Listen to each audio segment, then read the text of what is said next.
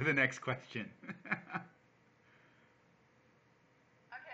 so, Patrice, how would you outline the most important difference between the three Brazilian productions, the Moraes, the Camus, and the Diegues?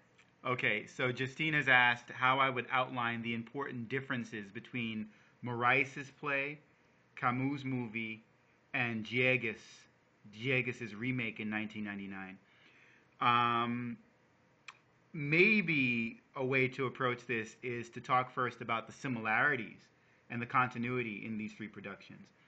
Um, so Vinicius de Moraes produces a play in Sao Paulo in 1956 called Orfeu de Conceição, Orpheus of Conception. And in the play, so we've got what he has is a three-act play. The first act, of course, sets up the typical story of Orpheus and his love, Eurydice. The second act is the underworld scene. And the third act is his return to our world, his realization that he's lost Eurydice forever, and the final dismemberment, the sparagmos, of the women of Thrace, the women of the town. In this case, it's a favela. So a number of important things about what Vinicius de Moraes was trying to do.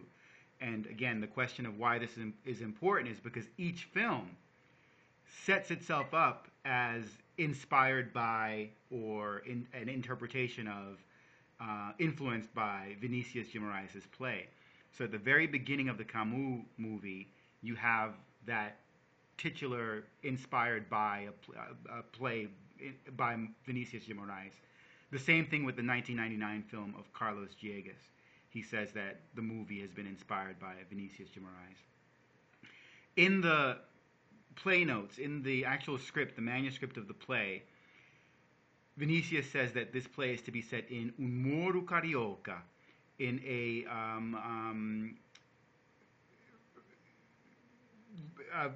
neighborhood of Rio de Janeiro. Rio de Janeiro, the people there know themselves as carioca.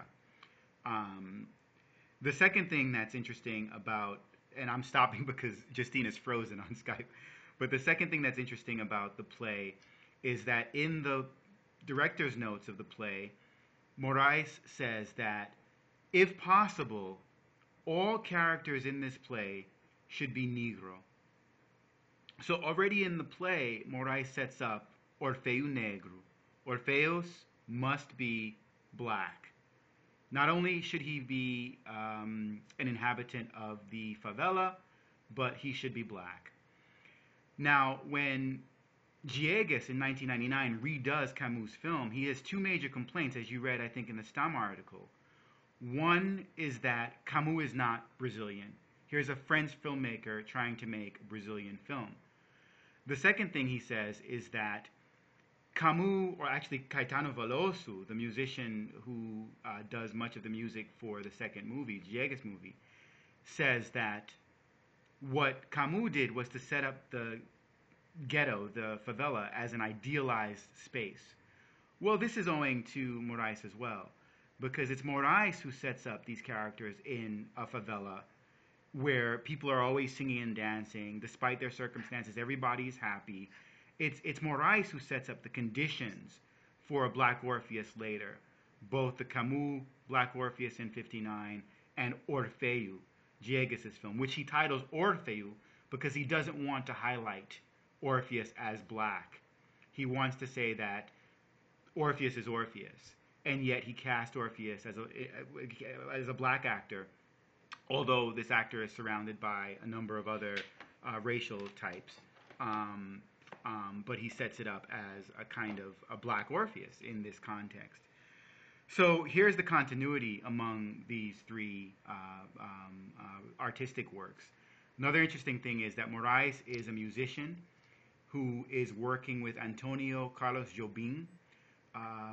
Many of the compositions for the play, the 56 play, find their way into the 59 movie, and also again in the 1999 movie.